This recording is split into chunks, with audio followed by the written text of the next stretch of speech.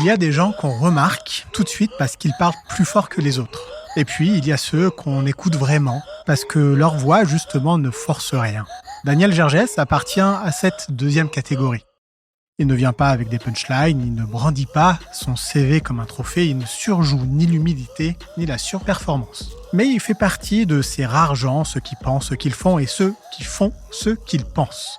Ce soir, je reçois donc Daniel Gergès dans Nouveau Récit. Le podcast s'appelle comme ça parce que quelque part, on en a tous marre des anciens, des récits de conquête hors sol, des mantras creux, de l'innovation à tout prix, des promesses sans lendemain. Nouveau Récit, c'est un espace pour reprendre souffle, pour complexifier les évidences, raconter le monde autrement. Et si j'ai invité Daniel, c'est parce que sa trajectoire, discrète, exigeante, traversée de contradictions fécondes, raconte justement quelque chose d'autre. Quelque chose de plus vrai peut-être, quelque chose de plus utile certainement.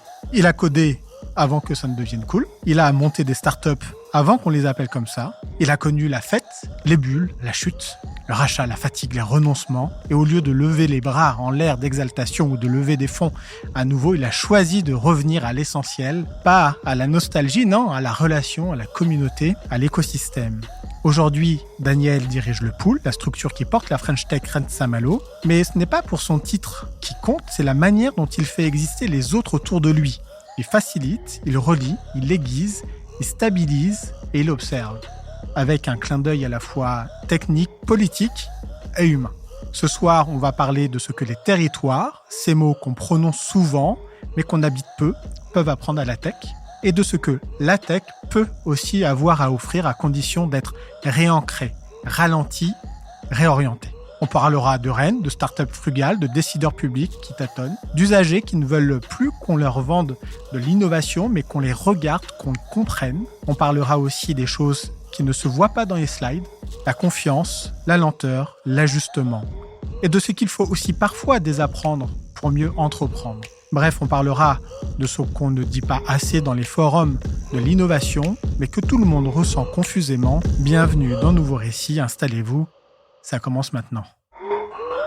Tu vois, les nouveaux récits... On a besoin de l'écrire, on a besoin de le voir, on a besoin de l'entendre. Nouveau récit... C'est vrai que Nouveau Récit, ça va pas en plus. C'est important pour le chemin qu'on a à faire. Nouveau Récit, c'est ce qui m'a plu à venir aussi. Ils sont nouveaux, ces récits. Bienvenue Daniel. Bonsoir Fouad. Ça va ? Ça va. Est-ce que j'ai dit des bêtises ? Non, je suis en train de sourire là, parce que c'est la première fois que j'ai cet exercice d'être présenté comme ça. C'est vrai ? Et c'était rigolo d'entendre comment on s'était pas parlé avant. Tu sais que après ce week-end de Pâques, on a quand même malheureusement eu, et j'ai envie d'avoir une pensée pour toutes celles et tous ceux qui croient, et pas simplement. J'ai envie de dire pour toutes celles et tous ceux qui concourent à la paix. On a eu le décès, malheureusement, je dis bien malheureusement, du pape François. Et il a fallu moins d'une demi-heure pour que Le Monde publie une chronique long comme le bras sur la vie et l'œuvre du pape François. Donc évidemment, tout ça, c'est un exercice, ils sont prêts, préparés, etc., etc. Mais c'est toujours un exercice difficile et tu n'es pas décédé, tu es avec moi, bien vivant, pour parler de tout ce dont je viens de citer. Donc déjà, merci d'avoir accepté. Qu'est-ce qui t'a motivé ? Bah écoute, ce qui m'a motivé, merci à toi. C'est un bon résumé en fait là, je pense que tu as fait. Ce qui m'a motivé, c'est je parle assez peu de moi en fait. Et l'année dernière, j'ai eu l'occasion avec François Galliana là, de faire un premier podcast et avec une amie là, qui s'appelle Big Tui, d'en faire un deuxième. Et j'ai pris beaucoup de plaisir. On s'était rencontrés, la discussion était passionnante. Ouais. Et quand tu m'en as parlé, je me suis dit, why not ? Je vais faire une petite aparté avant qu'on commence vraiment et qu'on mette les pieds dans le plat. Là, on est en live sur Nouveau Récit. C'est un exercice un peu particulier parce qu'on est dans le direct, mais d'ordinaire, Nouveau Récit, c'est déjà quelque chose qui est enregistré dans les conditions du direct parce que quand on diffuse ça sur podcast, on ne monte pas. Donc, on ne dit que ce qui a été prononcé pendant l'enregistrement. Et au final, pour connecter un peu les auditeurs et puis également les invités et puis moi, je me suis dit que ça serait une belle opportunité de rendre tout ça possible, c'est-à-dire d'enregistrer en live, pourquoi pas, avoir des questions. Je ne sais pas si ce sera le cas. je l'espère. En tout cas, on aura la possibilité de répondre à ces questions si des personnes se sont perdues sur ce live. OK? Donc, avant même qu'on commence à parler d'écosystème, de tech, de territoire, le sujet de notre conversation, j'aimerais évidemment qu'on parle de toi. Et je voudrais savoir s'il y a chez toi un souvenir lié à l'enfance ou à ce que tu veux, peut-être même une odeur ou quoi que ce soit d'autre, qui te permettrait de dire qui tu es, au-delà de ton CV.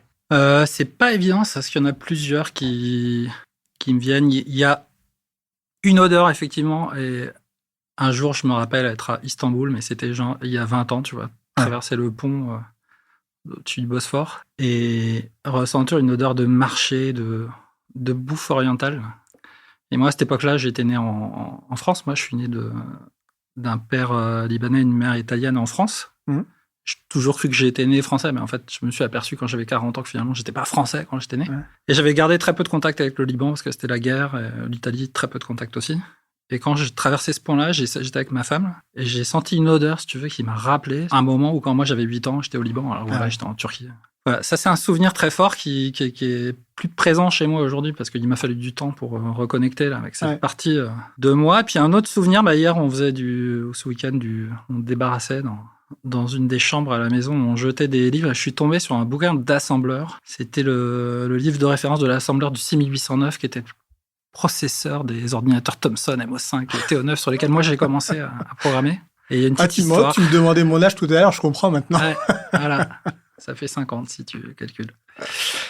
Et en fait, ce bouquin, je me souviens, parce que moi, on en parlera, moi, j'étais passionné depuis tout petit d'informatique, d'ordinateur. Et ce bouquin, j'ai essayé de le comprendre et j'ai jamais rien compris parce que c'était un ouvrage de référence et moi, j'étais autodidacte à ce moment-là. C'était la liste des instructions, mais ça ne disait pas comment les utiliser. Si tu veux. Et en fait, donc moi, j'ai ce souvenir de lire ce bouquin, de le relire, de rien comprendre. En fait, et après, j'ai appris à programmer par d'autres méthodes, mais ce truc, il m'a tenu pendant des années. C'est dingue. Moi, mon premier souvenir tech, informatique, c'est mon père qui arrive dans le salon, qui pose comme ça, en fait, son ordinateur. Et c'était un Amstrad. C'est dans les années 80. C'était la même. Amstrad 6128. Ouais, ça, c'était Là, ça fait vieux boomer, de penser aux cassettes, les disquettes à 3,5 pouces ou je sais pas quoi. et les commandes de ligne sur MS-DOS. Ouais, c'était même époque. Ce qui fait que je suis, moi, très heureux d'être de ma génération. Donc, je suis né en 1982. Et d'avoir vu l'avènement de toutes ces technos, d'Internet, du téléphone portable, donc aujourd'hui de l'IA, et d'avoir vu la transformation profonde du monde dans lequel aujourd'hui on vit. La Gen Z, aujourd'hui, en fait, née avec Internet et tout ce qu'elle a, et peut-être que dans 30 ou 40 ans, ça sera des choses complètement différentes. Mais comment toi, en fait, tu vis cette évolution depuis, on va dire, mettons, début des années 90 jusqu'à aujourd'hui? Je pense que c'est assez paradoxal parce qu'il y a un côté, si tu veux... Je suis content d'avoir vécu les débuts de l'informatique, toutes les vagues là que tu as citées. Finalement, il y a un côté... Ouais, IRC, c'était vraiment... Moi, je suis arrivé sur la fin, si tu veux. Mais en gros, j'ai vu ces vagues et je les ai vécues. Puis après, j'ai essayé de les comprendre et de les analyser. Donc, il y a un côté, si tu veux, très satisfaisant à pouvoir faire des parallèles. Et en fait, après, il y a un côté où je suis jaloux de ne pas arriver aujourd'hui avec le regard frais de celui qui naît directement, si tu veux, dans ce monde-là, qui a été complètement bouleversé. Parce que c'est très dur de le comprendre. En fait, il faut d'abord déconstruire tous tes réflexes de comparaison. Des fois, on fait des parallèles qui ne sont pas les bons. On relativise tout, on voit tout ce qui ne va pas marcher. Donc, j'ai à la fois ce côté cool, j'ai l'expérience. Et dommage, j'ai pas 20 piges à voir tout ce que je peux faire avec l'IA aujourd'hui. Tu dis ça parce que tu penses à tes enfants et que tu comprends pas quand ils te causent? Non, parce qu'en fait, aujourd'hui, honnêtement, je comprends encore un petit peu. Il y a quelques trucs où je me suis fait larguer, où je me suis toujours demandé, tiens, parce que moi, j'étais passionné de ça. Ouais. Je programme depuis que j'ai 10 ans, je continue à le faire, donc je me suis toujours dit, je ne vais pas me faire larguer par mes gamins. Donc j'étais en observation sur c'est quoi le moment où je ne vais plus comprendre. Il y en a eu un premier, c'était Minecraft. Tu vois, Minecraft et Fortnite, j'ai jamais développé la dextérité qui m'a permis d'aller... Pas rentrer dans les détails, mais voilà. Si t'es pas né avec ça, tu peux faire illusion sur les quelques premières parties, mais après... Moi, j'ai gagné mon premier top 1 à Fortnite, c'était en planquant et puis en prenant un fusil à longue portée et puis en mettant un headshot, sinon je pouvais pas gagner. Et en fait, il y a une différence entre observer quelque chose qui se passe, tu veux, et le comprendre et le vivre. Tu vois, par exemple, Biril, qui est un réseau social que j'ai découvert il y a quelques années avec j'essaie toujours de voir le début des choses. Donc, c'était le tout début. Là, et là, aujourd'hui, ça continue chez les jeunes. Toi, tu peux le comprendre, tu peux l'installer. Ouais. Mais juste, tous tes potes, ils vont pas faire des birils toute la journée. Donc, tu vas pas vivre l'expérience. Donc, pour répondre à ta question, il y a un côté, c'est chouette d'avoir des points de référence. Mais en fait, en vrai, j'essaie de maximiser le temps que je passe avec des gens qui vivent les choses pour les comprendre eux. Parce que toi, tu peux plus les vivre, pareil. C'est vrai. Et du coup, toi, tu as quand même été ou est développeur, tu l'as dit, tu codes depuis longtemps. Tu as été co-founder, salarié, tu diriges le pool, il faut quand même le rappeler. Donc, le label de la French Tech Saint-Malo,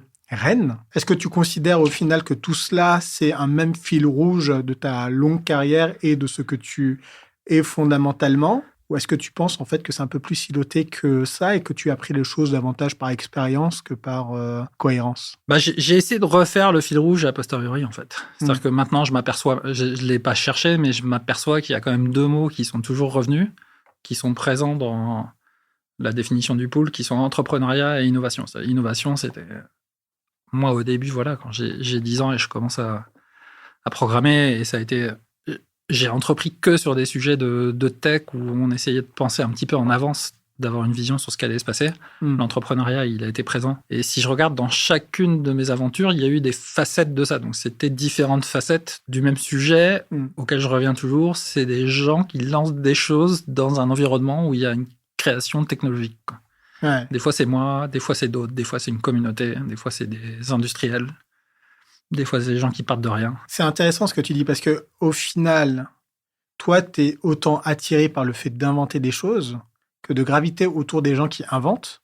Mais qu'est-ce que tu as trouvé ou qu'est-ce que tu cherches encore à travers tout ça ? En fait, je sais pas ce que je cherche parce que j'ai quand même l'impression de m'être trouvé un petit peu, si tu veux. Aujourd'hui, ce que je fais, c'est-à-dire profiter de mon expérience, de ces années d'expérience dont on parle, du réseau que ça a construit sur un territoire pour essayer, en toute humilité, de l'accompagner à l'étape suivante. Ouais. J'ai l'impression que c'est vraiment ma place, en fait. Ah ouais. J'ai mis du temps à trouver cette place-là ? Ouais, à le comprendre, en fait, parce que je t'ai dit que les choses n'étaient pas silotées parce qu'elles sont reliées, mais après, moi, je me suis toujours questionné sur qui j'avais été, ce que j'avais fait.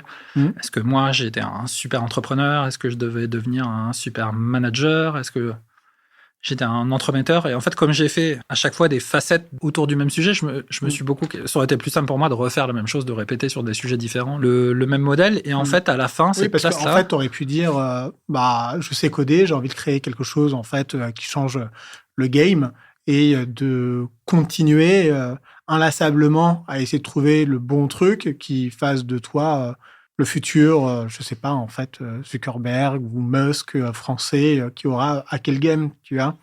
Ouais, alors après, ça, je sais pas. Ouais, je l'ai... en tout cas, ça m'a amené ici, aujourd'hui, là, dans cette position-là. Je parle vraiment de position, et je parle du pool de la French Tech, qui est en fait une plateforme de réussite pour les entrepreneurs et pour le territoire. C'est bien de le présenter comme ça, une plateforme de réussite. Première fois. C'est vrai ? Je fais le noter, là. Ah bah fais-le tout de suite, parce que c'est vrai. Notre raison d'être, c'est guider les entrepreneurs qui innovent vers la réussite de leur projet, au service d'une économie durable. Tu vois, on a intégré ça quand même dans la réflexion, de se dire il y a plein de manières de faire ce job-là. Mais on pourrait le faire de manière complètement étrangère au territoire ou sans se préoccuper. Mais on a quand même une envie, une vision, d'amener les choses dans un sens qui nous paraît bon. Après, ça pose la question qu'est-ce qui est bon, qui définit qu'est-ce qui est bon. Donc voilà, je me suis retrouvé dans cette position. Mais pour moi, après, les choses sont pas exclusives, quoi. Notre métier, c'est un métier de dialogue, d'initiative, de projet, de rebond. Et moi, j'ai encore plein d'idées dans la tête. Je sais juste pas ce qui se passera, mais je sais que là, maintenant, c'est une place qui... Et c'est pas facile à... Tu vois, quand tu as été entrepreneur, ou il y a un modèle aussi, il y a une histoire qu'on veut te vendre, tu vois, de la personne qui est un héros, qui a des idées, qui exécute, tu vois, l'exécution. Et c'est un autre modèle que d'être l'entremetteur, le connecteur, tu vois, donc t'es pas du tout valorisé pareil. Le truc qui est intéressant, c'est... il y a quand même une question un peu philosophique ou qui relève vraiment de l'intime. C'est de savoir, en fait, quelle est sa place à un moment de notre vie aussi, et de se dire peut-être qu'à partir de 40, 50 ans, après avoir expérimenté tout un tas de choses, on se sent enfin aligné. Et te dire qu'à ce moment-là de ta vie, peut-être plus qu'à une autre partie, tu es aligné avec ce que tu fais, avec ta vision et avec ce que tu es capable aussi d'apporter et avec l'épanouissement aussi que tu en retires que tu en retires personnellement. Oui, c'est totalement ça, en fait. Là, quand je te le dis autrement, mais quand moi, j'ai pris cette fonction fin 2019, juste avant le Covid, là. Et en fait, ça réunit tellement de choses que je n'avais pas reliées entre elles, autour de mes savoir-faire, des envies, des besoins du territoire, que, ouais, il y a une sorte d'alignement. Après, ça, c'est très interne. Ouais. Mais j'étais tombé sur un article de quelqu'un que j'avais, qui est d'ailleurs un ancien entrepreneur, là, qui s'appelle Philippe Zilbarzan, là, qui a écrit beaucoup sur l'effectuation. Quelqu'un qui est très provoquant là, dans ses écrits. Il prend toujours le contre-pied Il parlait de l'effet colibri. Là. Ouais. Il disait, mais colibri, tout le monde croit, c'est chacun met sa petite goutte, donc tout le monde met pareil. Mais en fait, c'est pas ça le sujet, c'est chacun, pour résoudre un problème, doit aller là où il va avoir le plus d'impact et faire le plus qu'il peut, pas se répartir la petite béquille. Et moi, aujourd'hui, par rapport à ce que je sais faire, par rapport à là où on m'a fait confiance et ce qu'on m'a donné comme responsabilité, je pense que c'est là, aujourd'hui, maintenant, et ce sera peut-être pas le cas dans les années qui viennent, mais que je peux impacter le plus. Ouais. Plus qu'en relançant le Xème projet. Créer de l'emploi, parce que tu peux le faire différemment. Il y a bien une chose, alors c'est un peu caricatural ce dont je vais parler, mais je pense que c'est important de l'évoquer et puis limite même en fait de l'évacuer. Évidemment, dans le monde des startups ou de l'entrepreneuriat, il y a bien une chose que l'on valorise, ce sont les réussites. Et parce que les réussites cachent un petit peu la forêt de toutes les fois où on a tenté. On peut tenter des choses que l'on n'a pas forcément aussi réussi sous une autre forme. La question que j'ai envie de te poser, c'est de savoir, est-ce que toi, tu as déjà été traversé ou est-ce que tu as déjà vécu des échecs, d'une part, et peut-être celui qui t'a le plus appris et qui t'a permis de te sentir d'ailleurs très bien à la place que tu occupes actuellement. Moi, j'ai envie de dire j'ai vécu que des échecs et que des réussites. À chaque étape, elles m'ont appris des choses complètement différentes. Moi, l'aventure qui m'a le plus défini, c'était la première start-up que j'ai cofondée. Donc, c'est pas une idée que j'avais eue moi. J'ai rejoint une personne et puis on a créé une équipe. Ça, c'était début des années 2000. Donc, c'est une start-up qui s'est extrêmement financée. Donc, aujourd'hui, c'est une start-up qui aurait levé l'équivalent de 30, 40, 50 millions d'euros. À l'époque, c'était, je sais plus, c'était l'équivalent de 18 millions d'euros. Dans celle-là, par exemple, j'ai vu à quel point, parfois, tu peux passer à côté de quelque chose, même si je dis c'était aussi un succès, parce que moi, déjà, elle m'a permis de vivre très confortablement, de me faire un réseau, et j'ai appris des milliards de trucs. Mais ça n'a pas été, tu vois, l'exit là, dont on parle, où tu peux être tranquille pour le reste de ta vie. Et j'ai vu à quel point ça peut se jouer à pas grand-chose, si tu veux, en termes de moment, de est-ce que tu es là au bon moment, de quelque chose que tu as fait, et puis de chance à un moment donné. Et puis voilà, à chaque étape comme ça, il y a eu une ou deux leçons que j'ai récupérées. La deuxième a été beaucoup plus difficile parce que c'était je pense qu'il y avait un peu les mêmes causes Je me suis aperçu au bout de la deuxième que j'étais toujours 3, 4, 5, 10 ans en avance dans la vision. Ouais. Ça, c'est un vrai sujet, si tu vois. À partir de quel moment quelque chose que tu penses se réalise? Et est-ce que, tu vois, t'es pas trop dans l'anticipation, la prospective, versus l'opportunisme d'être maintenant juste quand quelque chose démarre? À quel moment tu te dis c'est déjà derrière moi ou ça va arriver, tu vois. Trop tard, tu peux rien faire. Surtout aujourd'hui, dans des vagues là, qui vont de plus en plus vite. Ouais. Trop tôt, tu prêches dans le désert. Là. Donc, sur ma deuxième aventure, c'était un peu le même sujet, que j'ai fait des choix différents sur comment on l'a financé, etc. Mais il y a quand même eu cette histoire de moment de marché. Quoi. Est-ce que tu es sur une phase d'évangélisation et il faut expliquer à tout le monde ou... Est-ce qu'on est assez d'accord, en fait, que quand tu montes un business, il faut quand même pas trop être dans un modèle d'évangélisation. Même si tu es absolument convaincu par ce que tu fais, ce momentum où, entre le moment où les gens comprennent ce que tu fais et le moment où tu le proposes, et souvent tu le proposes effectivement bien en amont, c'est des idées business, en fait, qui sont pas viables. Parce que tu passes trop de temps, en fait, à les convaincre. Ouais, c'est clair que l'exécution d'une boîte où tu dois créer ton marché, évangéliser sur un marché où on parle d'équipement, les gens vont s'équiper pour la première fois d'un type de solution, mais c'est super fatigant par rapport à un marché où il y a du renouvellement, c'est-à-dire que en fait les gens sont déjà conquis à l'idée d'avoir un logiciel de gestion de projet, un CRM, un je ne sais quoi, et toi tu viens proposer quelque chose qui est meilleur dans ce marché, donc tu dois montrer que tu es meilleur, mais tu supportes pas la charge d'expliquer aux gens qu'il leur faut. En plus en termes de marketing c'est défini, tu as une case, tu sais de quoi tu parles. Voilà, avec ça, tu crées pas tous les types de boîtes non plus. Tu vois, tu vas pas inventer des nouvelles catégories de produits. Donc avec ça, tu Tu fais pas OpenAI ou tu fais pas localement, voilà, des choses. Tu vois, je prends un exemple, je vais essayer de pas citer de nom de boîte là, parce qu'après c'est. Mais tu vois, Switch Energy là, qui est en train de créer une nouvelle façon de produire de l'électricité par énergie osmotique, c'est-à-dire c'est une membrane qui va arriver à faire quelque chose en termes de production électrique d'eau douce et d'eau salée. D'accord. Bon, voilà. Là, forcément, tu dois créer quelque chose. Tu vas expliquer aux gens que. Ouais. Mais même l'innovation, on va y venir de toute façon en fait à toutes ces questions. C'est on a quand même des usages et des usages en fait qui sont bien ancrés. Et finalement, la révolution ou l'innovation en fait vient de la manière dont on va les servir. Tu vois. Je suis assez d'accord avec ça. Ouais. Tu crées pas des besoins. Ouais. Tu crées rarement des usages, hein, même si tu simplifies la vie des gens et tu leur résous des problèmes. Dans 95% des cas, c'est ça que tu fais. Ouais. Et toi, quel est le problème en fait que tu règles auprès des entrepreneurs et entrepreneuses que tu sers au quotidien avec le pool? Comment tu vois ta mission? Je pense que le premier problème qu'on règle, c'est que les gens sont seuls dans leur aventure. En fait, tu peux entreprendre sans nous, tu peux entreprendre tout seul, mais c'est dur. Ouais. Et la question de savoir où tu te retournes pour pas être seul, faire partie d'un tout, et puis du coup, par rebond aussi, comprendre un peu sur certains aspects comment d'autres ont fait. Je pense que le premier, c'est une problématique de... c'est briser l'isolement de créateur. Quoi. Solitude, isolement, communauté, tu vois, c'est comme ça qu'on a défini le pool, c'est la communauté de l'innovation et de l'entrepreneuriat. Ce que j'ai trouvé, moi, le plus compliqué dans l'entrepreneuriat, c'est la prise de décision quotidienne sur à quoi je vais occuper le peu de temps que j'ai aujourd'hui, moi et mon équipe.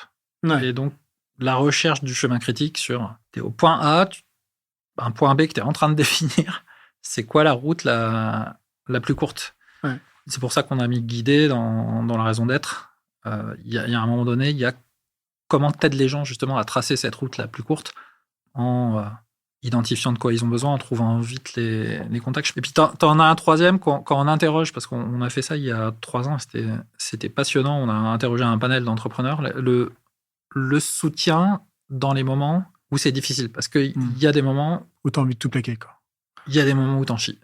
Et forcément, il va y en avoir. Et c'est pas les moments dont les entrepreneurs parlent. Et quand t'es tout seul et que... tu vois, on valorise tous les moments de tel succès, tel levée de fonds, tel rachat. Il y a aussi tous les autres moments où t'es avec tes doutes, t'es avec ton business, tu cherches à démarrer. Et donc, ça, c'est un peu lié au premier point, tu vois, sur la solitude, c'est une espèce de soutien à un moment donné quand on a besoin. Est-ce que vous mettez auprès des... En gros, tu es une start-up, tu commences pas forcément à lever des fonds, donc tu n'as pas forcément un board, donc tu n'as pas forcément des investisseurs qui vont venir t'accompagner. Tu peux essayer de trouver des mentors. Quel est le format d'accompagnement? Est-ce qu'il peut passer, notamment par la constitution, pour ces entrepreneurs qui se sentent un petit peu seuls, une sorte de comité de bienveillance ou de conseil de surveillance ou comité stratégique? On a des personnes un peu bénévoles qui se réunissent régulièrement et qui donnent un peu leurs conseils au quotidien et apportent des réponses à ces entrepreneurs. Ouais, c'est en fait c'est un sujet qui est très large là, celui-là. Donc je vais essayer de pas me perdre, mais nous ce qu'on essaie de faire, c'est de prendre en compte d'abord le projet, de se dire il faut qu'au moins quelqu'un le connaisse à un moment donné pour qu'on puisse en parler aux autres et que le projet soit inclus, donc qu'il rentre dans la communauté. Ça c'est la première étape. En général, nous on est en charge de ça. Tu vois, qu'est-ce que tu cherches à faire, le premier niveau. Mais effectivement, après, tu as raison. Dans les sujets qu'on va adresser chez l'entrepreneur, il y en a un qui arrive toujours avant, c'est est-ce qu'il y a un besoin? Enfin, quel problème tu résous, quoi. Donc la validation que ce que tu vas faire, ça crée quand même ça correspond à un problème suffisamment fort chez quelqu'un pour qu'il envisage un jour de te payer suffisamment pour que tu puisses réaliser l'activité et créer quelque chose qui soit soutenable économiquement. Ouais. Et après, tu as l'équipe. Okay, et dans l'équipe, il y a exactement ce que tu dis. Donc, nous, on a internalisé dans la structure, et ça, c'est assez rare, quelqu'un qui est spécialisé là-dedans, là, qui est une fille géniale, là, qui a eu une expérience en start-up, qui connaît bien cet écosystème et la problématique de l'équipe. Et après, ça prend plein de formes différentes. Donc, effectivement, on suggère aux boîtes assez tôt, et surtout pour les deep tech, de se créer un comité consultatif, là, advisory board. Mais ça, c'est toute une démarche, tu veux. Il faut que là, c'est aussi un exercice d'introspection. Tu fais pas ça si les fondateurs n'ont pas réfléchi à la vision de leur projet, à qui ils sont, à qui il faut aller chercher en face. Est-ce que tu cherches les clés d'une industrie? Au contraire, une compétence complémentaire à la tienne. Et donc, ça, c'est un boulot, tu vois, assez structurant. Et tout le monde, tu vois, tout le monde n'est pas acheteur de cette démarche tout de suite. C'est aussi il y a beaucoup d'acculturation et de... Ouais. Il faut arriver à se remettre en cause aussi assez régulièrement pour... Ouais, et en même temps, l'entrepreneur, tu vois, s'il croit pas à un moment donné, s'il n'a pas cette espèce de feu sacré, donc il se remet en cause en permanence. Et en même temps, faut qu'il avance. Donc, tu as aussi des personnalités en face de toi qui ont du drive, tu vois, qui envoient. Donc, tu en as certains. Et d'ailleurs, souvent, c'est des gens qui ont répété plusieurs fois l'entrepreneuriat. En fait, ceux qui ont répété, ils le font tout de suite. Parce qu'ils ont vu ils savent. à quel point... Ouais. Donc, bon, petit signe, tu vois, par exemple, de projets où on se dit, tiens, ils ont déjà fait la boucle une fois. Les entrepreneurs qui lancent leur projet, puis au bout d'un mois, tu te prends un petit message qu'ils adressent. Alors, tu vois pas exactement à qui il part, mais c'est update, projet mars 2025. Puis là, alors voilà ce qu'on a fait la semaine dernière, voilà nos challenges, et voilà là où on a besoin d'aide. Ça, par exemple, tu vois, derrière ce mail se cache un petit groupe de personnes, finalement, qui te font du feedback et en qui tu as confiance. Ouais. Ça, c'est quand tu vois ça, tu sais que la personne, elle a déjà fait l'exercice. Ça a déjà un petit peu de bagage, quoi. Après, des fois, le sujet, il est même à la racine. Anticipe les problèmes. Exactement. Puis, en parlant, finalement, ça t'oblige, toi, à avoir une vue claire de où tu cherches à aller. Parce que si tous les mois ou tous les 3 mois... J'ai un entrepreneur que je connais bien dans l'écosystème. Je ne suis pas actionnaire de son entreprise. On se connaît depuis les débuts du web. Mais ça fait, je pense, depuis 2008 qu'il m'envoie tous les trimestres son reporting. Avec une constance, toujours une feuille, les indicateurs. Bon, ça a un petit peu évolué au fur et à mesure des années, mais c'est... Donc ça, c'est un... c'est génial. Et toi, tu lui fais des retours dessus. En plus, c'est une vision où... Écoute, là, si tu veux, je suis plus au stade de lui faire des retours. Mais en fait, c'est une discipline pour lui. C'est une discipline pour lui. Finalement, c'est un moyen aussi, si tu veux, de diffusion. Juste, il reste dans mon esprit, tu vois, j'en parle là. C'est vrai. Et pendant des années, j'en ai parlé, quoi. Et en fait, tu as plein de bénéfices à informer des gens et à les laisser venir au contact de ton projet. La forme, ça peut être ce petit email, ça peut être un comité. Des fois, au cœur du sujet, tu as la recherche d'associés. Aujourd'hui, le modèle, c'est quand même d'être plusieurs. Et souvent, nous, on a des gens qui démarrent seuls. Là, j'ai en tête un projet où justement le sujet vient d'être de renforcer avec une troisième associée sur la compétence. Donc ça, voilà, c'est quelque chose qu'on... Et après, tu as l'histoire inverse de ceux qui ont déjà entrepris dans l'écosystème et qu'on essaye de mobiliser, alors, soit sur ces phases de recherche d'associés, ils ont envie de réentreprendre, soit sur du mentoring ou du mentorat, parce que parfois, voilà, ils ont les clés d'un problème que la personne essaye de craquer. Donc mais ça, c'est assez vaste, en fait. Tout ce que tu as décrit là en posant une question, c'est une large partie de notre activité. Et on pourrait faire un podcast juste dessus. Voilà, juste sur la problématique de l'équipe. Mais ce qui est intéressant, c'est quand même d'avoir, d'une certaine manière, le profil type de l'entrepreneur. Tu vois, du starter, celui qui a envie de prendre son courage à deux mains et de se lancer dans une aventure qu'on sous-estime un peu comme étant une des aventures les plus difficiles. Ouais, c'est les deux, en fait, parce que quand tu le vis souvent, effectivement, tu te rends compte, tu dis, je m'y attendais pas. Et après, tu as aussi un mythe, si tu veux, de l'entrepreneuriat qui doit être difficile. Elles sont pas toutes... En général, c'est quand même difficile, mais tu as aussi des moments... Il y a un moment, ça doit être facile. D'une manière ou d'une autre, il y a un moment où il y a quelque chose qui doit se passer, tu dois avancer. Ça, c'est un petit truc que j'ai repéré au fur et à mesure des années, c'est que, comme le cliché, si tu veux, de l'entrepreneuriat, c'est dur. Tu vois, c'est ce qu'on a dit tout à l'heure. La question, c'est jusqu'à quel moment tu vas te dire c'est dur, tu vois. Et à quel moment t'es pas en lucidité sur... c'est pas juste que c'est dur, c'est que là, en fait, par rapport à ce que tu fais maintenant, ça marchera pas. Et tu vois, il y a 2 trucs, moi, que je retiens. Moi, j'ai déjà entrepris, ça s'est cassé la gueule pour plusieurs raisons. C'était un magazine. Tu vois, c'était pas dans la tech, c'était dans les médias. Moi, je reste toujours dans le domaine des récits, des médias, du journalisme de récit, du conseil. Mais c'était un projet à 750 000 € parce qu'il fallait financer 3 magazines, etc. Donc, bref. Donc, j'ai déjà eu, en fait, cette première expérience. Puis j'ai beaucoup lu, je m'enseigne énormément, enfin bref, j'essaie de m'abreuver. Et puis, je retiens quand même 2 choses. Une avec laquelle je suis d'accord et une avec laquelle je ne sais pas. La première, c'est celle de la motivation. Ça veut dire que quand on se lance dans une aventure, en fait, on s'en fout, on souffre pas, on est porté par une motivation terrible. Et puis après, commence à venir une forme de lassitude. Et là, on commence à être démotivé si on n'a pas parvenu à craquer le truc ou si ça roule pas tout seul. Et on sait que de toute façon, des difficultés viendront. Ces premières difficultés adviennent. On commence un petit peu à ralentir, voire à arrêter. Je constate que l'un des outils les plus utiles pour lutter contre ça, c'est pas la motivation, c'est la routine. c'est de se mettre un petit peu en mode robot et de faire en sorte que toutes les choses qui sont difficiles sont réglées parce que on a la méthode pour mettre en œuvre les solutions. Ça, c'est le premier point. Je ne sais pas si tu es d'accord, mais c'est mon retour d'expérience. Et le second point, c'est effectivement celle de la souffrance. Et on dit souvent que les plus grands entrepreneurs et ceux qui réussissent, ils ont tellement... C'est ceux qui font face à une forme de résilience à la douleur. Et ceux qui disposent en fait d'un mental hyper solide pour éviter de souffrir face à ces situations qui parfois sont assez douloureuses financièrement, matériellement, etc., etc., etc. Bon. Est-ce qu'on a besoin en fait de souffrir autant? Est-ce qu'on a besoin aussi de rendre ça un peu romantique, ce côté entrepreneur, douleur, je réussis parce que justement j'ai passé tous ces écueils?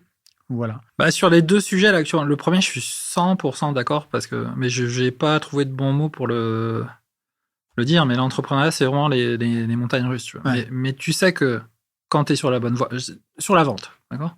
Un jour, tu as un client qui va pas te répondre, un autre, tu vas perdre un contrat, etc. Mais grosso modo, si tu appelles X personnes tous les jours, que tu as un bon produit, que tu le fais découvrir, tu sais qu'à un moment donné, tu vois, les résultats vont être là. Donc, c'est la capacité à te concentrer de manière méthodique sur le seul chose sur lequel tu peux agir, c'est j'appelle des clients. Et tu sais que si tu fais ça et que tu l'as vécu, à un moment donné, parfois, voilà, tu vas avoir des déceptions, mais grosso modo, sur la route, tu vas signer des clients et puis ça va se développer. Et ça, c'est vrai sur tous les sujets. Donc, c'est à un moment donné, pas regarder. Il y a un bouquin qui s'appelle Les 4 disciplines de l'exécution qui sépare les métriques sur lesquelles tu peux agir, toi. Donc, tu peux pas agir sur ton chiffre d'affaires, tu peux pas le décréter. Il va découler d'une méthode que tu avais toi. Et en fait, voilà, discipline. Tu répètes les choses et puis même, prosaïquement, moi, j'ai vu dans mes aventures et dans celles que je côtoie, juste voilà, le jour où tu as une mauvaise nouvelle, rappelle-toi en fait que, comme par hasard, et tu sais jamais pourquoi, en fait, après cette mauvaise nouvelle, en fait, un jour après, 10 jours après, il y a le contrat que t'attendais plus que tu signes, le type qui veut bosser avec toi. C'est dingue, hein. Le partenaire qui dit OK. Ouais. Et la vie des boîtes, c'est comme ça, donc faut... C'est horrible. Ouais. T'as tout dit. Ah, c'est horrible. Ouais. Moi, le nombre de fois où on m'a fait miroiter des contrats à plusieurs zéros, où je me suis dit, non, mais en fait, on fait travailler un copain ou n'importe quelle raison, parce que de toute façon, en fait, je pense qu'il faut habituer les entrepreneurs au non. C'est le non qui est naturel, c'est pas le oui. Pourquoi, en fait, on te dirait oui parce que tu as une belle gueule ou parce que tu as un joli logo? C'est le non qui est naturel. Comment on fait pour transformer le non en oui? Et parfois, on est presque à ce oui, et là, tu as envie de tout arrêter, mais le nombre de fois. Et puis, je sais pas, 2 semaines après, en fait, tu as la signature d'un gros contrat qui te fait voir les choses différemment. Ouais, parce que voilà. Mais rien n'a changé entre-temps. Non. La signature d'un contrat. Bon, le chèque est tombé. Il y a le chèque. C'est quoi ta vision, ta façon de voir les territoires? Juste avant que je te réponde là-dessus, tu parlais de... Tu vois, ce qu'il faut souffrir, ça, c'est une question qui me travaille parce que si je reviens à Philippe Zilberstein, dans l'effectuation, il a plusieurs concepts, et moi, il y en a un qui m'a bien débloqué, c'est cette notion de perte acceptable. Moi, je considère qu'au bout d'un moment, donc après, sauf quand tu es sur un sujet, par exemple, de deep tech où tu es en train de faire des trucs à 10 ans, tu vois, tu es en train d'inventer une molécule où je parlais de la production d'énergie. Bon, là, il faut être préparé. Ouais.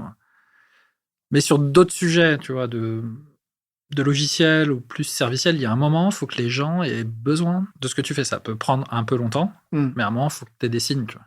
Et dans ce chemin-là, il y a un outil qui est hyper appréciable, c'est cette notion de perte acceptable. Tu as commencé parce que tu avais ta motivation interne, mais en fait, tu es prêt à aller jusqu'où, quoi.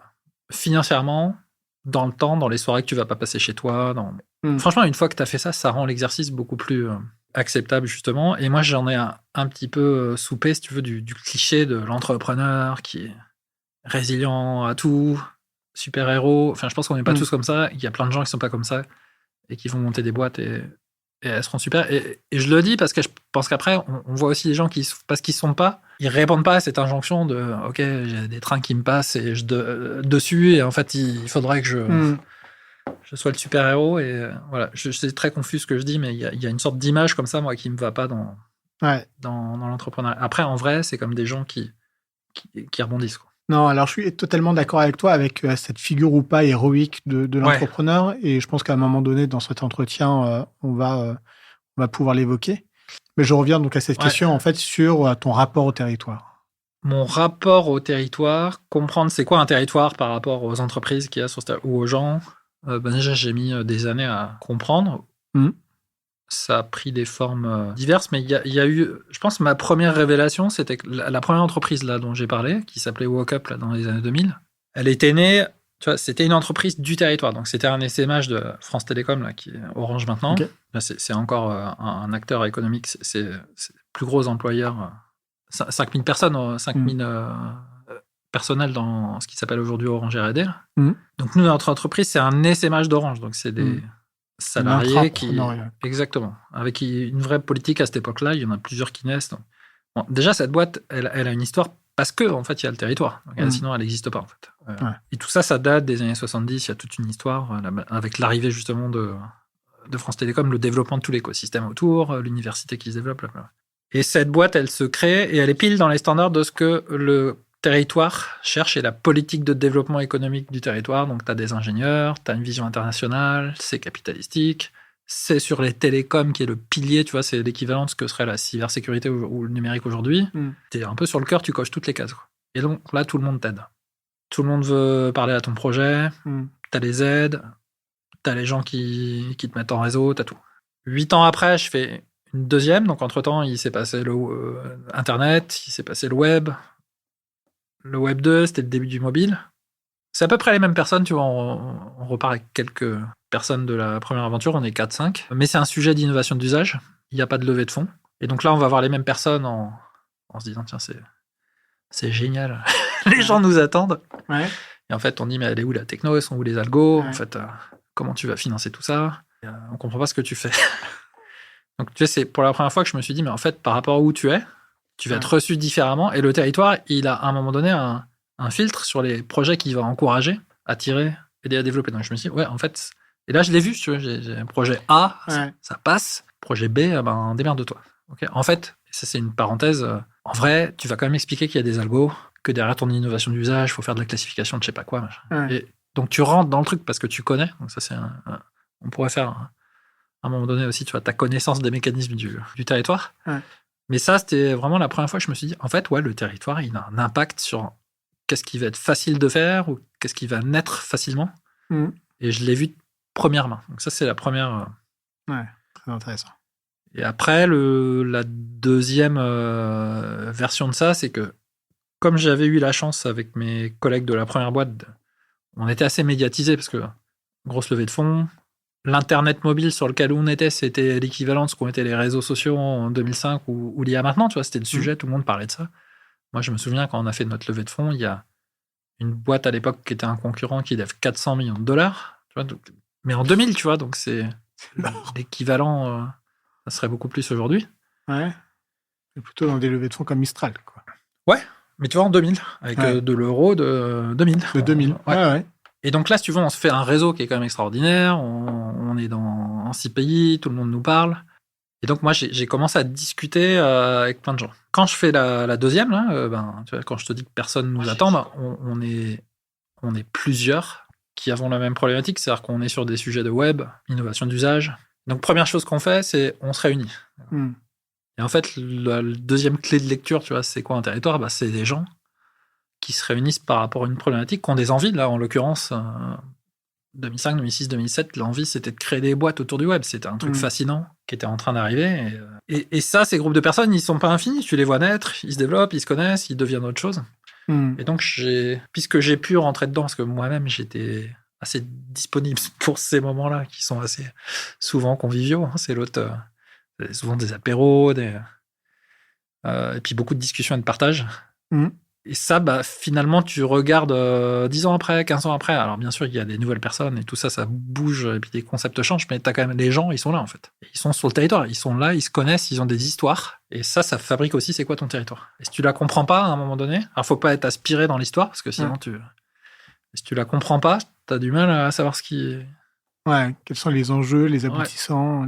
Là, la question, en fait, que je me pose quand je t'entends, c'est là où tu positionnes les sujets de proximité.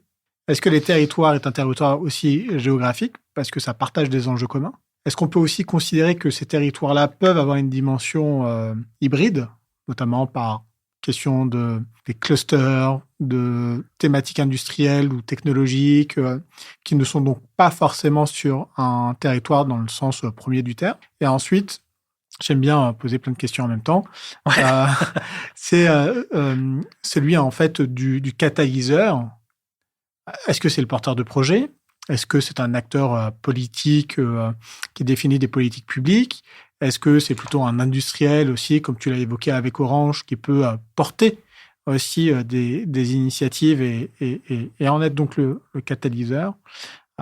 Moi, c'est vrai que quand on est en Bretagne et qu'on pense technologie, et qu'on pense territoire, qu'on pense aussi innovation, à l'époque, tout le monde parle du Minitel. Tu vois, entre Rennes et puis Lannion, un objet, une innovation en fait que tout le monde a utilisé en France et qui est né d'une innovation née en Bretagne.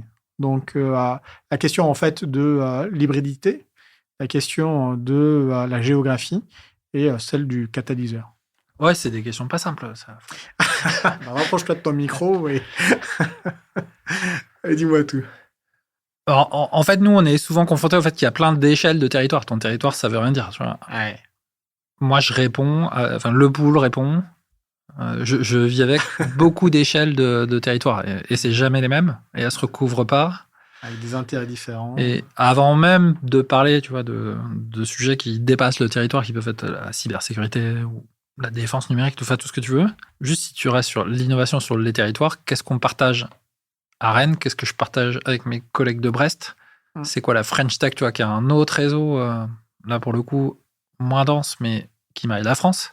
Et en fait, nous, dans notre métier, mais ça se voit pas, et puis je pense que c'est dur à intuiter, on ne cesse de jongler avec ces différentes échelles.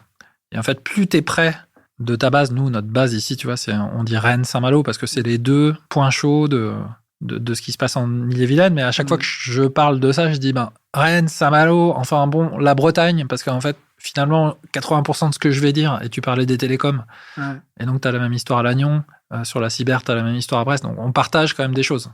Mais plus tu montes dans cette échelle géographique, plus les choses que tu partages, c'est, tu vois, de l'état d'esprit, une manière d'opérer, etc. Et plus tu es sur le terrain, plus là, ça va être spécialisé. Ouais. Et après, tu as des choses qui percutent complètement. Par exemple, la French Tech, j'ai une autre échelle avec laquelle on vit, qui est celle des 17 capitales French Tech qui sont à Bordeaux, à Lille, à Lyon. Où là, finalement, on est complètement transverse. On a une autre vision. C'est comment, avec les 17 structures, on couvre la France. Et donc là, on va couper horizontalement le gâteau et voir ce qu'on a en commun sur les dynamiques. Mais ça, c'est une vraie difficulté parce que couplé à ces échelles de territoire auxquelles tu dois penser en fait les actions, il y a de la politique, il y a du financement, il y a de l'argent. Et en fait, souvent, ça, c'est guidé par une vision justement très, très territoriale où tu te dirais dans l'absolu, voilà, cette action, comment je l'aurais déployée, on l'a fait avec les copains de telle ou telle localité et puis ça se passe chez nous. Ah oui, mais non, parce qu'en fait, là, derrière, il y a aussi une stratégie de marketing territorial. Et donc, la complexité chez nous, elle vient aussi, tu vois, de ces échelles de financement. Ce que j'ai pas dit, c'est que ces échelles, elles sont aussi, je l'ai dit, en fait, du coup, associées à du financement. Moi, ce qui me vient en tête aussi dans tout ce que tu dis et que je trouve passionnant, c'est que on ne peut pas enlever à ces sujets-là les formes de compétitivité aussi que les territoires auxquels les territoires s'affrontent. Parce que je les vis pour vivre aussi et pour avoir co-dirigé le département des Côtes-d'Armor et qui a une French Tech aussi. On est là à dire oui, mais en fait, on peut vivre entre deux métropoles que sont Brest et Rennes. Et on a besoin de dynamisme, on a besoin d'attirer de nouvelles startups, on a besoin d'attirer de nouvelles industries. Mais ce que l'on donne à l'un, on le prend à l'autre. Tu vois, c'est ce qu'on appelle les coûts d'opportunité. Quand tu as 1 euro pour dépenser, acheter des bonbons, c'est 1 euro que tu n'as pas pour, je sais pas, en fait, envoyer une lettre et prendre un timbre. Parce que les projets sont pas indéfinis, en tout cas à l'instant T, et parce que les fonds ne le sont pas aussi. Et à ce titre, quand on a... Et c'est aussi la vocation un peu de ce podcast, c'est de discuter aussi en fait des questions de centralité et de métropolisation. Quand on a, je sais pas, le programme France 2030 qui a une enveloppe globale pour développer les tech industrielles, deep tech, et qui ensuite irrigue les territoires, on fait aussi des choix. Donc, comment ces choix aussi sont opérés à la vue du dynamisme et des capacités qu'offre un territoire à s'équiper, porter des projets, les faire aboutir, etc. En fait, là, c'est là que la politique joue vraiment son rôle. Et en Bretagne, il y a une politique. Et Ouais. il y en a même deux. Moi, si je prends celle qui me concerne le plus, c'est le soutien à l'innovation. Ouais. Que tu prennes à Rennes ou généralement en Bretagne, il y a eu du soutien à l'innovation depuis 40 ans.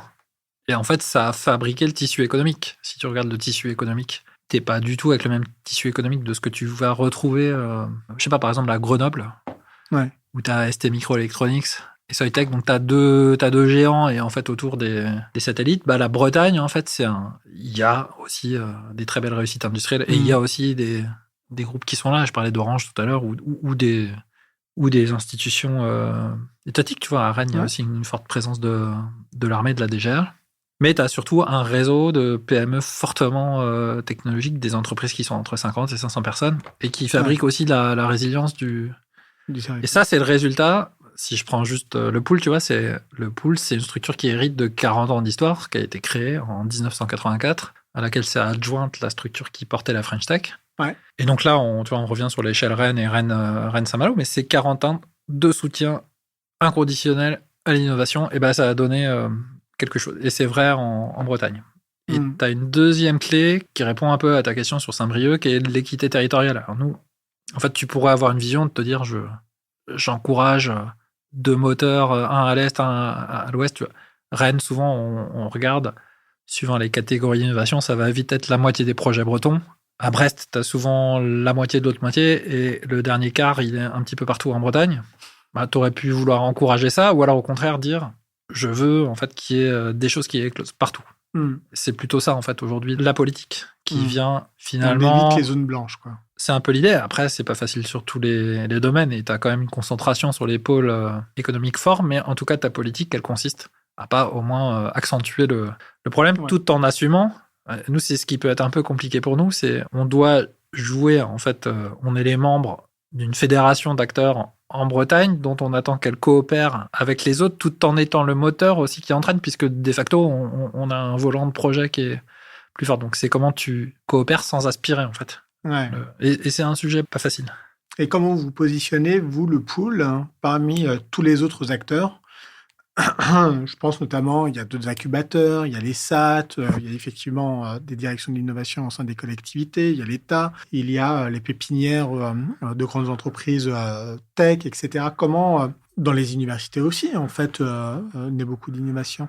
Comment vous positionnez parmi cet écosystème, justement, qui nous intéresse? Il y a 2 façons de répondre à ça. Enfin, la première, c'est de se dire, il y a besoin dans un écosystème d'avoir un des acteurs qui est le premier niveau. Et on a conçu le pool dans son offre de service pour qu'il puisse être le premier niveau. Donc c'est pour ça qu'on a dit c'est une communauté. Et elle est hyper inclusive et tout le monde peut venir dedans. Les mots-clés, c'est entrepreneuriat et innovation. Si on a les deux, c'est encore mieux. Mais on a des gens qui ne sont pas des startups qui sont dans le pool, donc des acteurs qui s'intéressent à l'innovation. Et on est vraiment l'acteur de premier niveau, c'est-à-dire c'est aussi celui qui a pour charge de relier les autres et de les faire se causer. Donc tu parlais par exemple d'acteurs, il y a d'autres incubateurs qui peuvent être par exemple, ou accélérateurs, qui peuvent être des dispositifs plus spécialisés que le nôtre. Nous, on a la première couche qui va inclure tout le monde. Une fois que les gens sont dans la communauté, et bien des gens comme tu parlais du Village by CA ou Novapulse par exemple, ou l'INRIA Startup Studio, qui est un incubateur intégré à l'INRIA, c'est des membres de la communauté du pôle. Et donc, on est dans une forme avec eux, si tu veux, de coopération. Ouais. Bon, après, des fois, on peut être, tu vois, sur une offre de service, on peut se recouvrir, etc. Mais on est quand même sur un territoire où on arrive à faire les choses assez intelligemment. Ouais. Et là, par exemple, bientôt, Saint-Malo, 26 juin, on fait Startup on the Beach. C'est quelque chose qu'on fait ensemble, tu vois, avec ces... Après, l'université, c'est une autre question. Il y a le même sujet. C'est que là, l'université, c'est plus une question de process. De se dire qui fait quoi à chaque étape. Et comment on fait pour que ces étapes soient fluides et productives. C'est-à-dire qu'il y ait concrètement, à partir des travaux de recherche demain, des entreprises qui se créent.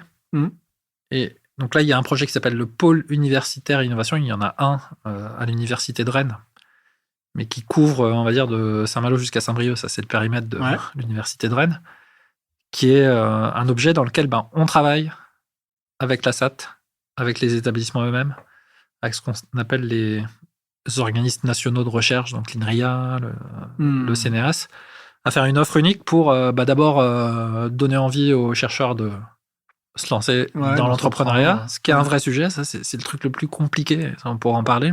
Mais comment tu déclenches des vocations, tu vois, à un moment donné, qu'est-ce que tu vas faire comme action pour qu'un jour, quelqu'un ait envie de se dire, tiens, avec mes travaux, je vais créer, quoi.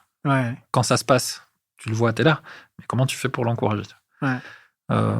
Et donc, c'est pas facile tous les jours, mais je pense que chacun commence à comprendre son rôle et ces projets-là sont là pour nous faire mieux travailler ensemble. Après, ça, c'est la vision, tu vois, un peu planificatrice. Parce que ça, c'est des projets qui viennent du ministère de la Recherche. Bon, finalement, on te dit, c'est des appels à projets. Expliquez-nous comment vous allez mieux travailler ensemble et on le fait. Donc, tu as toute une partie qui est facile, c'est de se dire on y va, on top. Et puis après, dans nos journées, là, est-ce que la simplicité est là tous les jours? Est-ce que c'est une amélioration permanente à aller chercher et qui n'est pas simple, je peux te dire. Parce qu'en plus, tu es dans un univers d'innovation où tu veux pas surstructurer les choses. Parce que si tu commences à faire des canevas en disant ici c'est moi, ici c'est... Plus d'innovation, quoi. Ah non.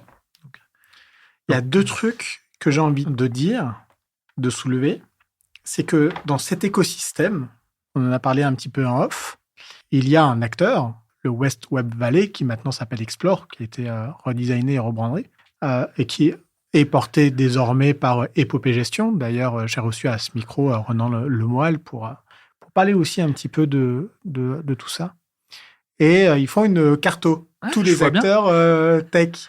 Et pendant très longtemps, j'ai regardé en 2024, il s'avère que ça évolue tout le temps. Hein. J'imagine que les gens se battent un petit peu pour être dedans. Mais pendant très longtemps, tu as été l'une des personnes, voire la personne physique présente, listée, solo, dans cette carto. Donc ça montre bien aussi que toi, pour le coup, tu as un rôle, peut-être même une influence dans ces réseaux d'innovation tech qui dépassent aussi un petit peu le pool. Non, donc là, ma question, c'est quel est le propre rôle que tu t'assignes? On a parlé de ta mission dans l'émergence, la création, le fonctionnement de cet écosystème, quand on sait tous les acteurs majeurs qui existent et qui composent cet écosystème. Une responsabilité importante quand même aussi. Ouais. D'abord, je voudrais dire merci à Seb Le Corfec, l'éditeur de cette cartographie. Et en fait, ce qui est devenu le nom West Web Valley, après le West Web festival majeur à Carrel, en marge des Vieilles Charrues. Cette idée-là, elle est née d'un premier événement. Moi, je me rappelle, on avait créé des comptes Twitter qui étaient sur Rennes. Et tu vois, après, et ça, c'était 2005, 2006, 2007, je ne sais plus exactement.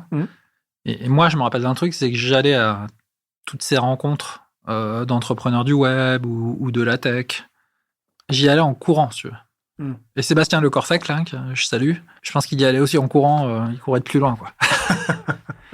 Et si tu veux, le rôle, moi, que je me suis assigné, je me suis assigné aucun rôle, c'est que on était en train de voir qu'il y avait un truc qui se passait, qui s'appelait le web. On voyait que ça allait créer, si tu veux, des boîtes et des... Enfin, c'est même pas des boîtes, on voyait qu'il y avait des choses qui étaient...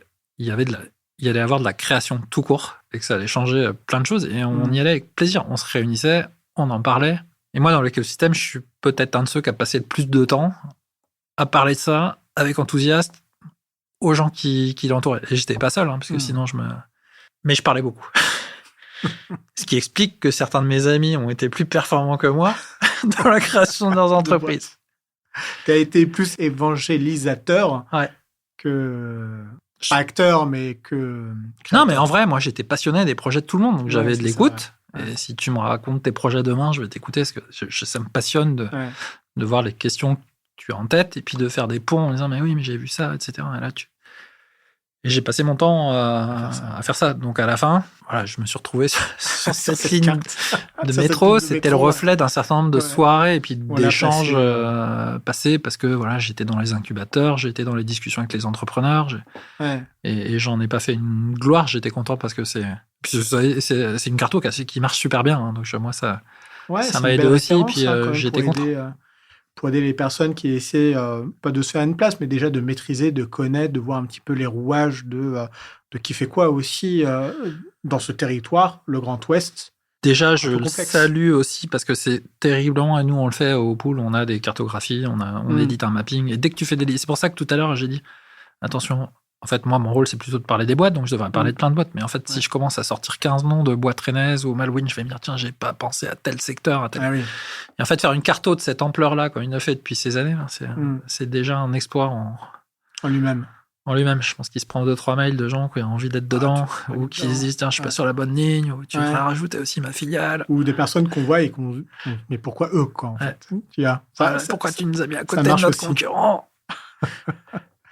On parle beaucoup d'innovation, et d'innovation, ce à quoi on parle de manière sous-jacente, c'est l'innovation tech. Le West Web Valley, le Minitel, Orange. On parle quand même assez peu, voire pas du tout, d'innovation sociale. Ce qui est plus mature depuis toujours, c'est quand même plutôt les sciences humaines et sociales. C'est ce qui a trait au comportement humain. Quand on voit un certain nombre d'applications ou de technologies qui aujourd'hui sont adoptées par de très nombreuses personnes, moi j'ai quand même tendance plutôt à évoquer l'exemple de Tinder, même Twitter. D'un point de vue strictement technologique, on ne peut pas dire que c'est innovant. Ça l'est objectivement pas. Ça l'est plus, mais une plateforme comme Twitter à l'époque, c'était... Alors après, on y a ajouté des algorithmes, un certain nombre de choses pour essayer de servir un peu le fonctionnement de ces applications-là. Mais est-ce que ça a profondément... Là où c'était profondément innovant, c'était socialement. On a réinventé la manière dont aujourd'hui les gens se rencontrent. Aujourd'hui, maintenant, les applications de rencontres, les sites de rencontres, ce qui compte au final, c'est plus effectivement en fait son usage et sa finalité plutôt que son code. Twitter, c'est pareil avec l'information. Alors, on voit qu'on a besoin de davantage d'innovation, notamment en fait pour modérer et lutter contre les fake news. Bien que maintenant, aujourd'hui, ils ont décidé en fait que c'était plus un problème et qu'au contraire, il fallait retirer tout ça. Bref, quelle est aujourd'hui la place au sein de ces initiatives portées, supportées, accompagnées, encouragées par cet écosystème, de ce qui repose sur l'innovation sociale? Ben ça, pour moi, c'est... T'as pas le droit de joker. Hein. Non, mais en plus, il n'y aura pas de joker, parce que ça, c'est vraiment dans, si tu veux, ce croisement de se dire l'innovation, elle n'est pas que tech. Ouais. Elle est quand même tech, mais elle n'est pas que tech. Elle peut être tech, mais elle peut pas être que tech. On a ça dans le sang au pool depuis... on l'a mis dans nos statuts, tu vois. Et c'est une vraie croyance. Maintenant, on en cherche les incarnations. Mmh. La première incarnation de ça, c'est ce qu'on a voulu faire de Imagine Summit, là, qui est notre événement phare de fin d'année, où le concept de l'événement, c'est de se dire... L'innovation, c'est un mot valise très très large, et chacun fait de l'innovation à sa manière. Donc, à l'université, ils essayent de développer des travaux de recherche, et un jour, avec l'exploitation de ces travaux, tu peux créer des choses qui vont changer le monde.